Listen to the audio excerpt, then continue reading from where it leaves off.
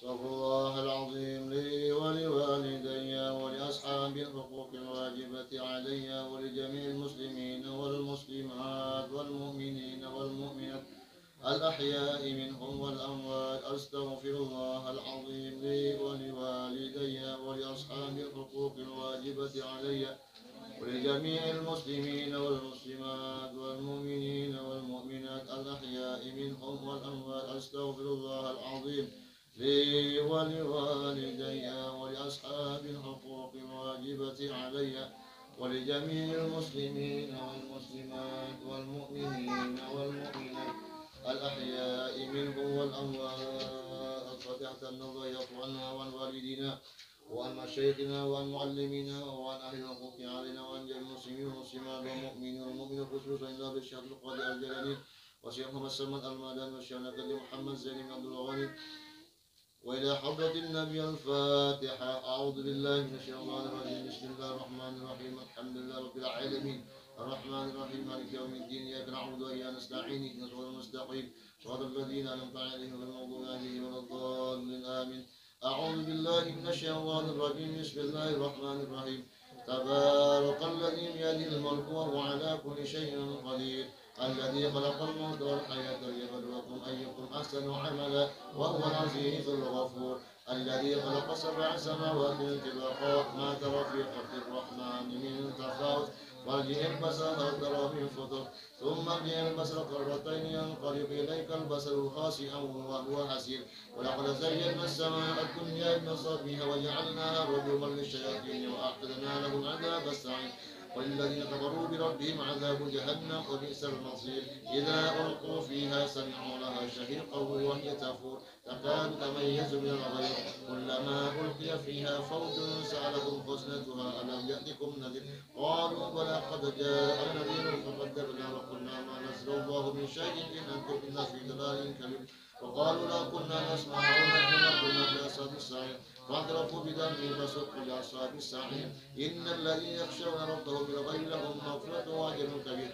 وأسروا قولكم أو اجهروا به إنه عليم بذات الصدور ألا يعلم من خلق وهو اللطيف الخبير والذي جعل لكم الأرض ذلولا فامشوا في مناكبها وكلوا من رزقه وإليه النشور أأمنتم من في السماء أن يخسف بكم الأرض فإذا هي تمور أم أمنتم من في السماء أن يرسل عليكم حاسبا وستعلمون كيف نذير ولقد كذب الذين من قبلهم فكيف كان نكير أولم يروا إلى الطير فوقهم صافات ويقبض ما يمسكهن إلا الرحمن إنه بكل شيء بصير أمن هذا الذي هو جند لكم ينصركم من دون الرحمن إن الكافرون إلا في غرور أمن هذا الذي يرزقكم إن أمسك رزقه بل لجوا في عتو ونفور أفمن يمشي مكبا على وجهه أهدى أمن يمشي سويا على صراط مستقيم أنشأكم وجعل لكم السمع والأبصار والأفئدة قليلا ما تشكرون قل والذي ذرأكم في الأرض وإليه تحشرون ويقولون متى هذا الوعد إن كنتم صادقين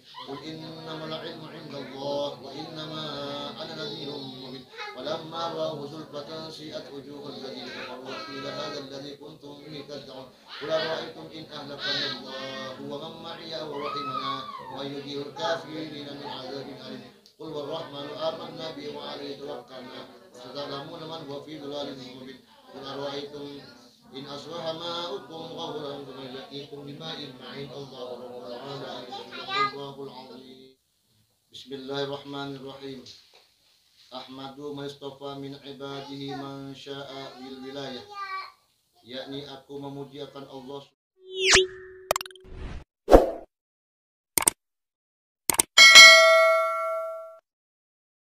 Subhanahu wa ta'ala yang telah memilih ia dari segala hambanya akan orang yang dikehendakinya dengan dijadikannya sebagai waliullah wa khassasahu bihamli asrarihi yakni menentukan ia Allah akan orang yang dikehendakinya wali tadi untuk membawakan segala rahasianya Allah Subhanahu wa ta'ala wajadbahu minhu ilaihi bisabiqil inayati yakni dari ya Allah menghampirkan akan dia si wali tadi daripadanya kepadanya dengan sebab terdahulu pertolongnya Allah Subhanahu wa ta'ala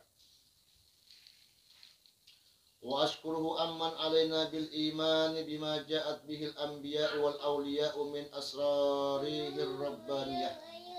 Yakni aku bersyukur kepada Allah Subhanahu wa taala bahwa ia mengurniai atas kami dengan mengimani barang yang mendatangkan dengan dia oleh para nabiullah dan segala waliullah daripada segala rahasianya yang bangsa ketuhanan. Wa waffaqna li mutaba'ati sunnatihi mulbahiyatis saniyah, yakni dan ia telah menolong kami untuk mengikuti akan jalan semua mereka itu yang terang lagi mulia. Wa usalli wa sallimu ala man sajada lahul malaku wa huwa fi dhahri abihi suri, yakni dan aku memohonkan rahmat dan sejahtera atas penghulu kita Nabi besar Muhammad sallallahu alaihi wasallam yang sujud kepadanya segala malaikat sedangkan ia masih terkandung di dalam tulang belakang ayahnya yang zahir, yaitu Nabi Adam alaihi salam, wa ala alihi wa sahbihi wa tabi'ihim fi sabilin nuri, yakni dan atas segala keluarganya dan sahabatnya dan segala yang mengikuti akan mereka itu pada jalan yang nurani daripada amal yang soleh.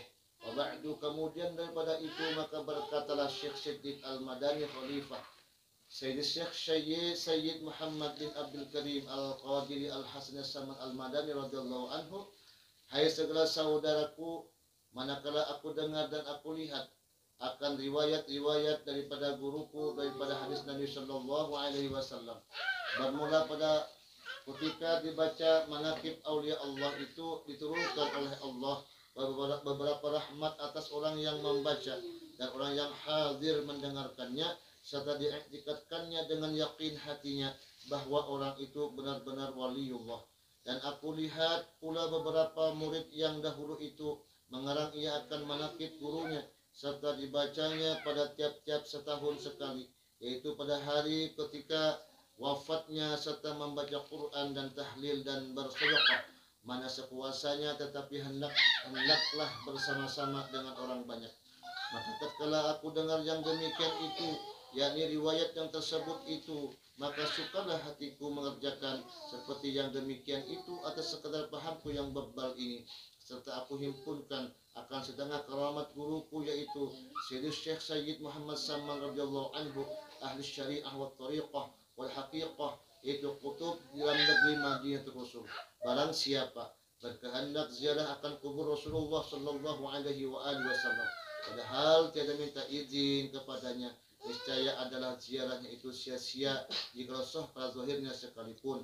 Dan adalah tabiatnya radhiyallahu anhu itu kasih sayang ia kepada orang yang thalibul ilmi dan kepada orang yang alim dan orang yang soleh dan orang dan kepada segala orang fakir dan miskin, dan lagi pula suka ia berkhidmat kepada segala orang yang datang ziarah ke kubur Rasul sallallahu alaihi wasallam, daripada orang-orang yang alim dan orang yang soleh dan daripada segala orang yang awam dan khawas. Dan ada tabiatnya radhiyallahu anhu itu ketika masa kecilnya hingga sampai had mursyidnya, dan lagi pula ia sangat memuliakan ibu bapaknya, dan lagi pula ia mengekalkan musyahadatul wujud dan muraqabah dan ibadah hingga ia meninggalkan daripada adat dan melawani ia akan hawa nafsunya hingga daripada yang halal sekalipun. Dan tiadalah tidur ia pada ketika malam hari melainkan sedikit jua, dan apabila ia diberi bantal oleh orang tuanya ketika ia hendak tidur maka keluh kesahlah ia seperti orang sakit.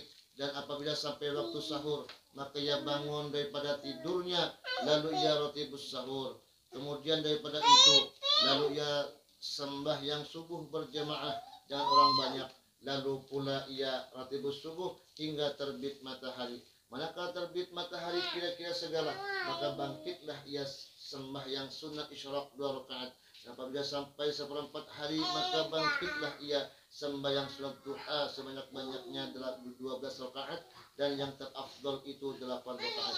Dan lagi pula ia radhiyallahu anhu membanyakkan puasa sunnah dan membanyakkan riyadhah dan menjauhi daripada lazzatud dunya hingga yang halal sekalipun. maka segala yang tersebut itu adalah halnya di masa kecil, yakni sebelum balignya. Pada masa itulah ia disuruh oleh orang tuanya masuk ke dalam siwan, yakni tempat makanan, karena ia hendak diberi makan oleh orang tuanya. Manakala selesai ia daripada makannya dan dilihat oleh orang tuanya, tempat ia makan seolah-olah tiada dimakannya. Kemudian daripada itu pergilah orang tuanya kepada gurunya membaca Al-Quran di waktu kecil. Lalu dikhabarkan oleh orang tuanya daripada hal ihwal anaknya tersebut, maka dijawab oleh gurunya, janganlah engkau takut akan anakmu itu. Tiada syak dan ragu lagi bahwasanya ia adalah waliullah dan tiada khilaf lagi antara segala ulama.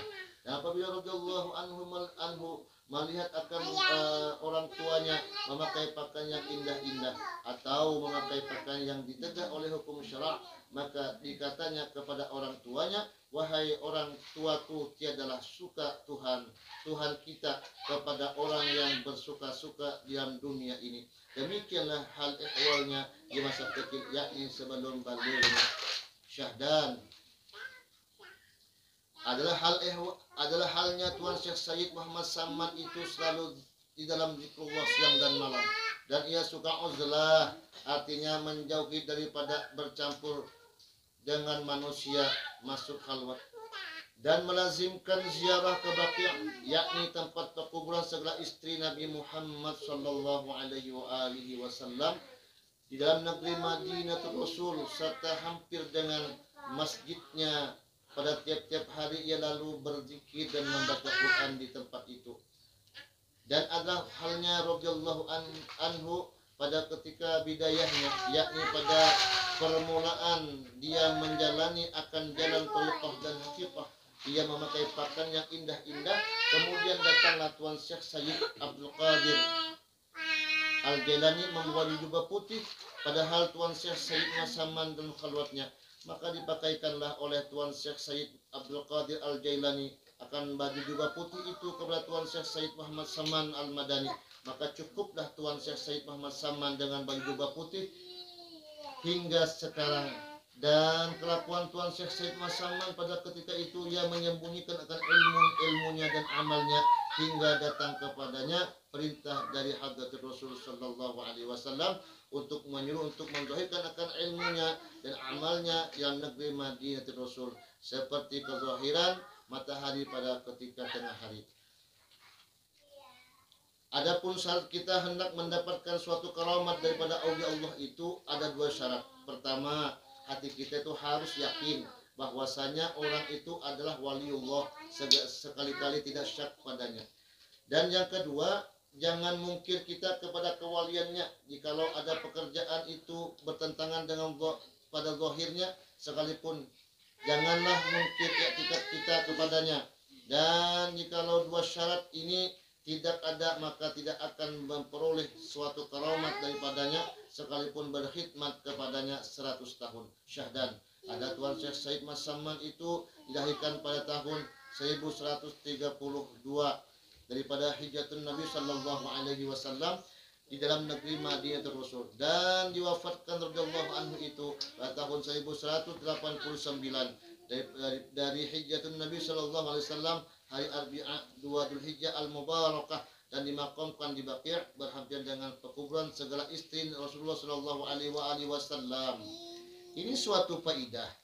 Barang siapa melazimkan membaca manaqib Tuan Syekh Sayyid Muhammad Saman pada tiap-tiap tahun sekali, serta bersama-sama orang banyak dan membaca Quran serta bertahlil dan bersedekah sekadar kemampuan, kemudian dihadiahkan pahalanya kepada Tuan Syekh Sayyid Muhammad Saman, apalagi jika dikerjakan pada hari wafatnya, niscaya Allah akan meluaskan rezekinya yang halal, dan lagi Allah akan menyampaikan segala hajat min umuri dunya wal akhirah. Wallahu a'lam.